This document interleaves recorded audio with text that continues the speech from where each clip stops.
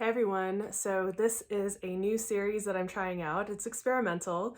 I will be doing monthly tarot readings for all of the different zodiac signs. So feel free to watch your sun, moon, or rising, or all of them if you actually have the time to do that. There will be extended versions and those links will be down below. This is a collective reading, so keep that in mind when you're listening to it. Take what resonates, leave what doesn't. If your sun sign isn't feeling like it's resonating with you, then maybe check out your rising sign next or your moon sign. So given that it's a collective reading and it's not one-to-one, it's not tapping into one exact person. So if you do want something more specific, you're welcome to book with me, but that will also be a link down below in the description. So because this is new and experimental, this is my first set of videos this month, I'd love to know how to improve this and how to make it more valuable and what you guys really think. So please let me know down in the comments as well what resonated with you, what things you'd like to make sure that I keep so that as I'm experimenting with the format that I don't take something out that a lot of you really like. So, and also if there are things that you have perhaps seen with other readers that you have enjoyed and you want to see if I can incorporate that, please let me know. One other thing I want to mention besides all of that is that we are self-determined and not predetermined. And my belief is that the tarot is a really useful tool to have messages or omens come through, which is why I say take what resonates and leave what doesn't. But we're all ultimately making our own decisions. So if you get a message in tarot that has you consider maybe shifting course, or it affirms something for you, great, fantastic. Just know that we all are the masters and creators of our own experience. So take with it what resonates and works, but really give it some thought. And, you know, I'm not a person who advocates for letting any one piece of these types of technologies dictate completely what we do without giving it its proper thought and really sitting with our emotions and deciding for ourselves what actually works best. So just really want to put that out there to make sure that you're considering that as you listen. Other than that, if you want to make sure that you don't miss any of these going forward, please like and subscribe. It helps me to continue to know that this is something that you want to see. I'm also considering doing full moon and new moon readings. I might even start to do bi-weekly depending on what people want. So again, your feedback is what really lets me know how to structure these going forward. So here's to the first month of trying these out, and I look forward to seeing more of you guys. Thanks. Hello, Taurus. Welcome to your February 2022 reading. So just a couple of things before we get started. These readings are new. The format is new, so the decks that I use will change out depending on what I feel intuitively from sign to sign, from month to month. I might start doing weeklies as well. Also the format, the kinds of cards that I pull might shift. So please let me know in the comments below what you liked about the reading, what you'd like me to keep, or if there's anything that you've noticed with other readers that you would maybe like to see me incorporate so that I can continue to make these better and better for you. All right, I'm going to keep that short and I want to get right into it. So let's take a look at messages. I'm going to start with general for Taurus. General messages for Taurus. So first one out. And we're going to get into each of these in depth. We're going to be taking a look at what the overall theme is, challenges, spiritual advice, in general, also with career, also with love. I just find that those are the three main ones that people tend to really ask about. So here we have your challenges. These are coming out really cleanly today. So, and your spiritual advice. So here we have the Eight of Cups, the Six of Cups, and we have the Five of Swords. So that's the general reading. I'm just going to go ahead and pull also for career and love, and then we'll get into each one of them individually. Also, if you ever have questions about the decks that I'm using, feel free to ask me as well. So, love. Interesting. Don't be too afraid of that, Taurus. A lot of people are afraid of the Tower card, but nothing to really be afraid of, trust me. All right, we've got challenge,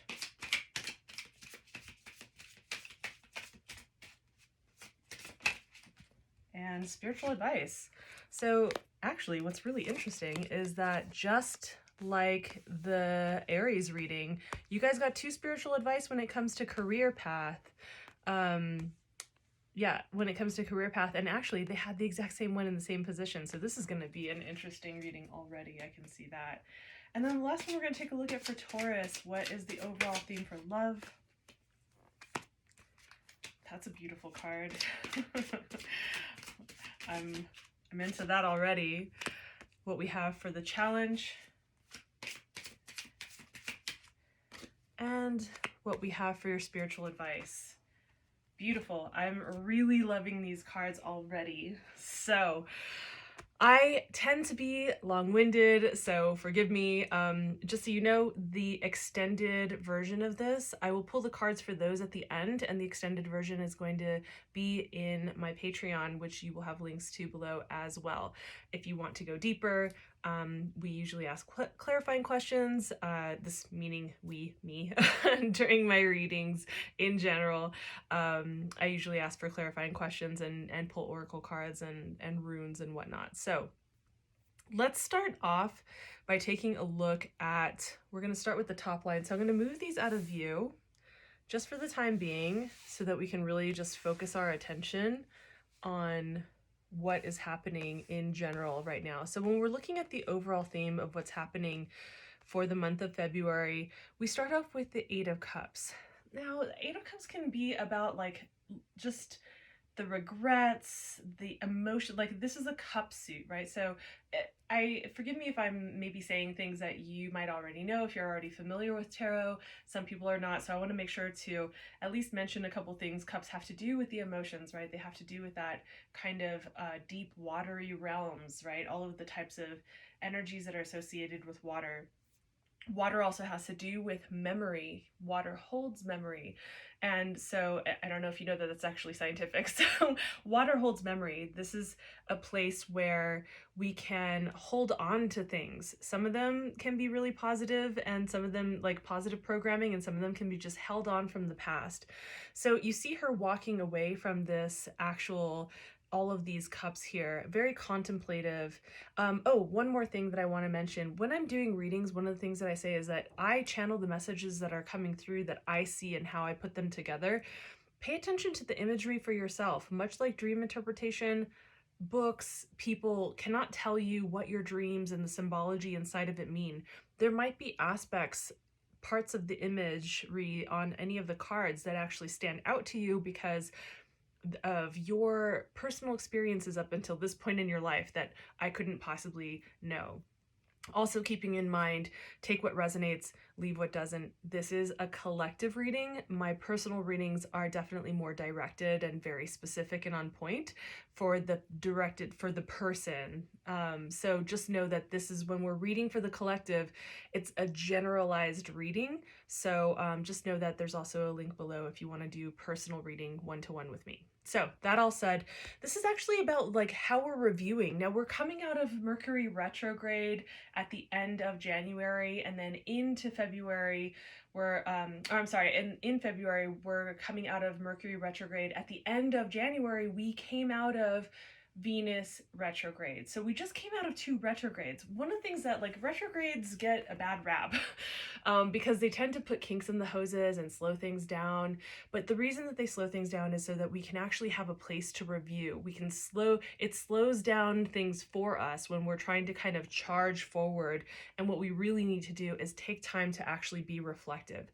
So it's interesting that the overall theme for the month is about kind of this energy of this is the past, stop thinking about the past. This is not about continuing to dwell on that. You had your time during Venus retrograde, 40 days and 40 nights. You had your time during Mercury retrograde, comes direct on February 3rd, right? So very early in the month. You've had your time to do the reflection. So hopefully you've gotten some insight from that, and you're going to take that insight and actually pull it forward, right? That's something that you want to do overall in your life. Now, when we're looking at the actual challenge for the month, we see something that looks really joyful. So you're like, how is this a challenge?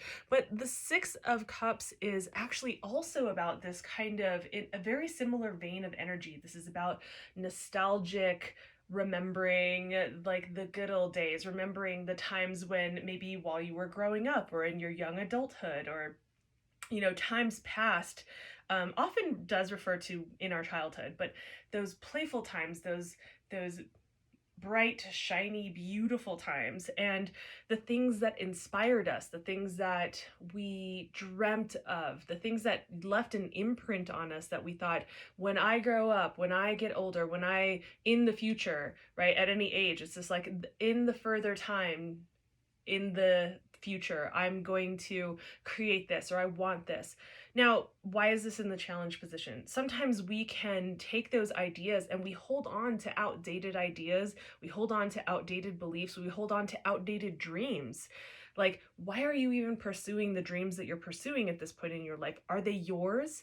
Or are they some past version self of yours and they don't really resonate completely with who you are now? Or maybe they kind of do, but they need to be readjusted. So whatever kind of insights you were getting through the retrograde, coming out of the retrograde, taking those insights and actually looking at, are these dreams, are these beliefs, are these ideas, are these relationships, are these business partnerships, are these projects, are they still in alignment with me, given what I've had time to review and what I've seen over the last 40 days, 40 nights, and, for Mercury retrograde, about 3 weeks-ish, right?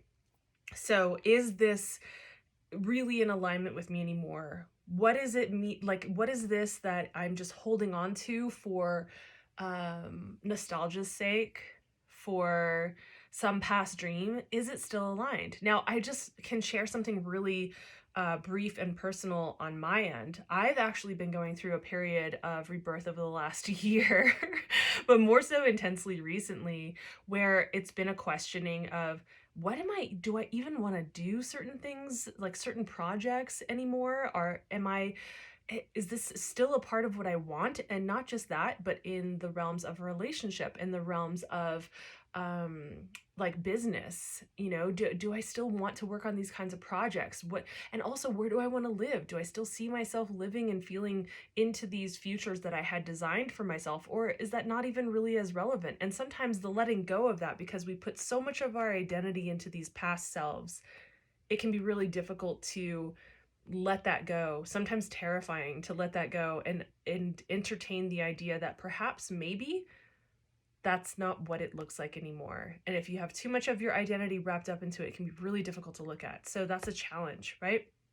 So we come into your spiritual advice. Now, the 5 of Swords can sometimes look, depending on the tarot deck, it looks a little shisty. So it can sometimes, sometimes people wonder, like, well, what is this really about? This is actually about this kind of victory. Believe it or not, like, if you imagine these 3 figures were just in some kind of battle, this guy is walking away with, like, the other 2 men's swords. There are a couple of laid down on the ground. They're walking off in that direction. This person has actually been victorious, but it came hard won, right? It wasn't just like, oh, they just walked in and got everything they wanted and everything was handed to them on a silver platter. They actually had to maybe contest with certain things or confront something or somebody in order to win this battle. And so whatever this process is that you're going through the month of February, it's going to require that you confront things that do not feel easy maybe to confront. So perhaps it's because of the challenge, perhaps it's because of all of the pensiveness that you've had. In any case, this is about knowing that you're going to make it to the other side. It will be victorious. You will have success in figuring this out, in moving forward in the next chapter, transitioning into the next chapter. However, this is not going to be the easiest of paths. There will be bumps in the road. There will be obstacles or people to contend with or things that feel confronting along the way. That sounds pretty general. It is a general reading, so that's where I can leave that for now. I think I might look into this a little bit deeper for the extended version. So let's move that aside and let's take a look at career. And I find this really interesting. So I'm going to kind of separate these off to the side, these two, because they came together. So, with career, we have the Tower. Now, a lot of people tend to be super afraid of whenever the Tower or the Death card appears in a reading. I used to, many, many years ago when I was a teenager, I looked at it and I thought, oh God, how could that ever be good? So, but it was the thing to look at here is that there are two opportunities within the Tower, especially when it's upright, right? The Tower is really just saying, look, whatever structure you created, that's not working anymore. So whether you are an entrepreneur or you work within a company or whatever it is, business partners, however it works for you, whatever structure it is that it seems to be like you keep trying to get it to go and it's not going, you can't really get it to move forward, that's done. The structure itself needs to go back to the drawing board. That's essentially what this is talking about, going back to the drawing board. So with the Tower card, the reason why it can seem so intense for people is because you're either going to fight it to your detriment, right? Or you can actually take, these are mistaken for, these thunderbolts are mistaken for something really much more ominous than they are. This is the light of your higher consciousness coming in and striking the top of the tower, the crown. If you notice here, this looks like a crown, right? So this is the crown, your crown chakra, where your consciousness lies, your higher consciousness giving you a very sharp and potent message. There are things that you are trying to ignore, where if you ignore that the foundation at its core needs restructuring, you need to recreate the foundation, either scrap it totally and build it anew, or there are things where you need to go back to the drawing board and not continue to fight against the fact that it's not working. Whatever you've been doing has not been working. For some of you Tauruses out there, there's something about the structure that you need to take a closer look at and see what's not working. What are the messages that you're getting from your universe? What are the indicators that are telling you, hey, slow down, move a different way, restructure this? Your previous card that was showing up as a general in general for your life for the month of February, this is about those retrogrades. This is about looking at what did you notice over the last maybe month and a half even. What have you been noticing? What insights have you gotten? Take those and actually apply them, right? So next we see what your challenge is. And the Ace of Coins can be looked at a lot of different ways, but it's just like there's this offering. Notice the hand, it's almost like this celestial kind of figure, the cornucopia below. When we're looking at coins or pentacles as they are in some suits, this is actually about the physical realm, right? This is about your food, the earthly pleasures, delight, attraction, your finances. A lot of people don't necessarily relate Venus to finances, but we just came out of Venus retrograde. So that's been part of the review. That's been part of what's been going on. So there's something in connection to like the cornucopia doesn't feel like it's actually available to you, and you're actually resisting what's there for you to have abundance in. This is a gift, and what's happening here is there's a rejection of the gift because of this stubbornness of not being willing to look at the foundation and see what's no longer working. If things are not really flowing and going, and you're not feeling like, where are the opportunities? Why aren't they coming? Why don't I feel like it's there easily? It's like you're being supported celestially. The issue is that this card is showing there needs to be a restructuring and a review, right? So we look at your spiritual advice. And we look at your spiritual advice and we see the Knight of Swords and the Wheel of Fortune. I love these cards. So for a couple of different reasons. So I'll try not to be so long-winded, but you guys will get used to it. This is just kind of my flow. I tend to be very long-winded. Knights in the tarot decks tend to be kind of like very action-oriented, which is a really great part of the Knight's energy. And they also tend to rush in without thinking. So I'm just going to charge forward. Action first, think later tends to be what is the characteristic of the Knights. So you want to be careful. The spiritual advice, part of what's coming through here is you want to really be careful to not rush headlong, especially in communication. We're looking at the swords. The swords have to do with thought, communication, right? The realms of air. And so you want to be careful to not also with communication. So I want to back up and say that also with communication. So you want to be careful not to just like rush in and with business partners, with clients at work, feel like there is advice to give or some place for you to put in your thoughts, to put in your piece, to say your word, without giving it its due diligence and giving it the proper time to actually think about it.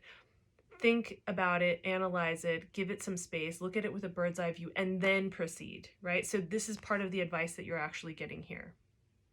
So then we also have the Wheel of Fortune as part of your spiritual advice. Now, this is a Major Arcana card. I like when Major Arcana shows up because it's kind of like, hey, let me highlight, circle, and underline this for you. Like, me, right? So the Wheel of Fortune is actually, I think, very much connected to the Tower here. The wheel turns, whether we interpret it as like good, bad, it turns no matter what. That's what life does. There is the consistent moving of the wheel, and there's a season for everything. And so it turns regardless of whether you want it to or not. Where we actually encounter a lot of the pain or dissonance, struggle with change is when we are resisting it instead of pivoting and actually seeing, how can I do this differently? How can I pivot and shift this? Because now the energy or the things are showing up in my world in such a way that I'm being challenged and confronted in a way where I need to actually be creative about how I create solutions in my world with career, right? Again, coming back to the Tower, when we're resisting the actual shift, when we resist taking a look at going back to the drawing board and actually focusing on these things, we're resisting the change. We're resisting that we are being called to recognize that things need to shift. And then it's more painful. If you don't want the Tower to be like one of those the kind of scary moments that people are so afraid of when they see a Tower card in their reading, if you don't want it to feel like everything is falling apart and it's so destructive, check your ego at the door, recognize that you're being called to recognize change and that it's time to pivot, meaning take a look, go back to the drawing board, and actually hear the call to restructure what's there to structure. Okay, so from that, we are going to move into love. So, all right. So what we have here is the overall is your King of Wands. Now, kings in the tarot deck are established, right? They've created their kingdom. They are master of something. They are a master of their world. They've had to go through a lot of battles. They've also had to go through a lot of loss. You don't win every battle getting to the point, getting to the throne, right? Any of you Game of Throners out there will like totally probably get that. But so this is actually about passion though. The fire is associated, like the fire element is associated with wands, right? So this is like creation, passion, right? Fire. This is what we like, the King of Wands. Yes, please. This is what we want, right? Somebody who is masterful with their passion, with their creativity, with their energy, and wields it in a way where they can stand tall and actually command a certain kind of presence, right? So it's like this is an energy that we're either craving, or perhaps for some of you there might actually be somebody who is this person, that kind of energy. Now, I want to make sure that I mention here so that we can just be PC and remember that this doesn't mean a male. This doesn't necessarily mean a female. It can be either. This is a person who has these kinds of qualities, or it's an ideal of what it is that we're looking for. You know, if you're craving that passion, if you're wanting that in your experience with your love life, then this is something to take a look at. Now we have in your challenge position, we have the High Priestess in reverse. The High Priestess through and through is about intuition, right? The High Priestess is aligned and connected. Now, in a lot of different tarot decks, you will normally see pillars on either side of her that are black and white and represent the shadow and light, masculine and feminine, the polarities, right? She is somebody who wields the power of both and comes together in a very powerful way. So if you can think of, if you were really balanced with your masculine and feminine energies, with different aspects of your life, if you were really present with yourself, present in your body, present in your consciousness, your intuition would be incredibly on point and so strong. You're not using your intuition here, Taurus. You need to be more on point, paying attention to listening to your intuition. Stop ignoring what's there for you to actually see. There are certain things that are there. This is like, what this actually says is a couple different things to me. For some of you, this is about, you're super intuitive, but there are things behind this veil. Do you see the veil, right? Behind the veil, there are certain things that are just beneath the surface that you've been not giving proper attention to, ignoring when it comes to the realms of love. Why are you ignoring these things? There are certain things that are not feeling quite right, or there are certain things that you're being called in to actually move forward with.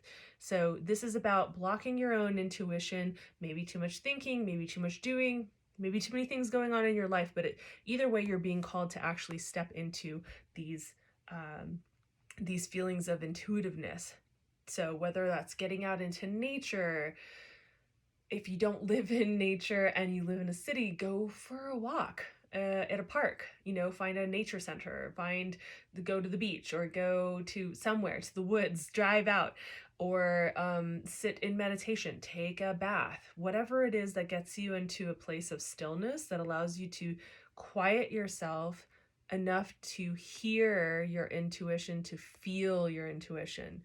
You can't hear or feel your intuition if you're constantly have music on, podcasts on, whatever on, something. You're talking to people, you live with people, there's always something to do. There needs to be a period of nothing so that you can tune into this. Now, your spiritual advice is actually another major arcana that I was mentioning before. A lot of people tend to say, oh no, how could this be in my reading? Death is actually a really great card to have as your spiritual advice, because it's coming through really strongly with a message of saying, cut the shit that no longer serves.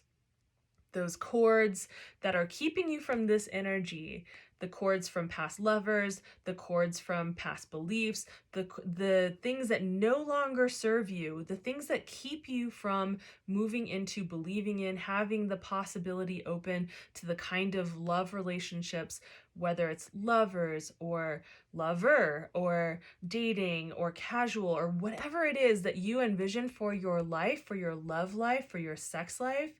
This is about recognizing what are the things that need to just be cut, buried, let it go, release, right? The only time that the death card, much like the Tower card, is actually really stressful is when we are when we're essentially when we're resisting it, when we're just like, no, I don't want to let that go, I don't want to let that person go, I don't want to let that idea of me and that person go, I don't want to let the idea of love that I had before go. This is also, I mean, this kind of comes back to the general reading. You got to make sure that these past ideas and beliefs or people still aligned with what you want right now, right? You got to be sure about that. So looking at the death card, this is really just saying, cut the shit, Taurus. It doesn't fucking work. Stop trying to hold on. Enough. Done. It's not for you anymore. The shit that is dragging you down, let it go. The people, let it go.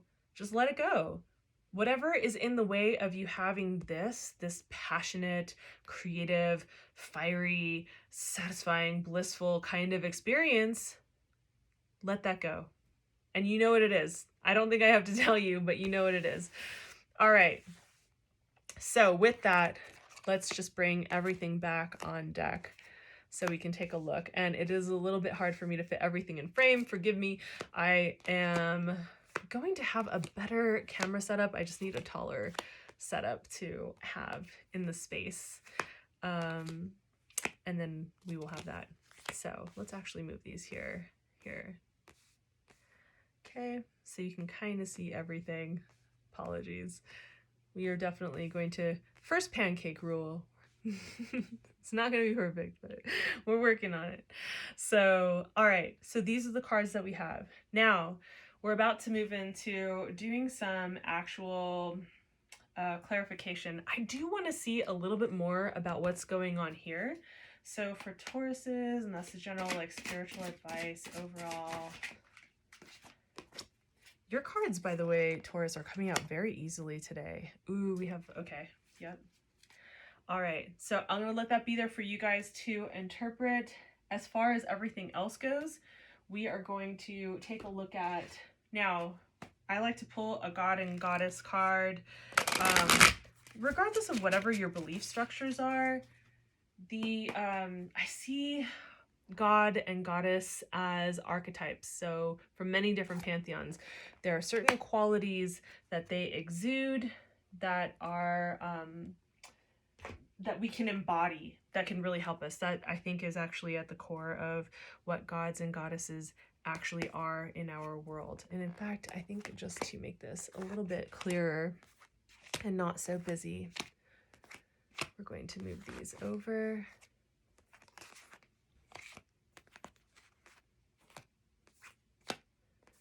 All right, so we have the goddess that is showing up as an archetypal presence for you this month, things to embody on the feminine side. So we can look at this as feminine and masculine energy for Taurus for the month of February in 2022.